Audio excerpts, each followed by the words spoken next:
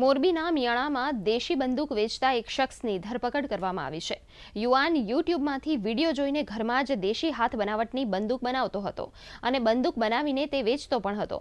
આ અંગેની જાણ થતાં પોલીસે સલીમભાઈ કાદરભાઈ મલાણીની ધરપકડ કરી હતી અને તેની પાસેથી 2 દેશી હાથ બનાવટની 12 જેટલી બોર સિંગલ બેરલની બંદૂક તેમજ અન્ય મુદ્દામાલ કબજે કર્યો હતો.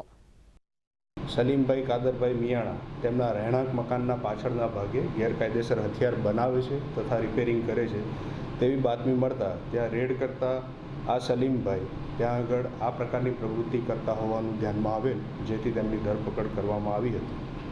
આ સલીમભાઈ તે પોતે યુટ્યુબના વિડીયો જોઈને હથિયાર કેવી રીતે બનાવી શકાય તથા તેનું રિપેરિંગ કઈ રીતે થઈ શકે તે બાબતે પોતે જાતે શીખ્યા હોવાનું જણાવેલ છે.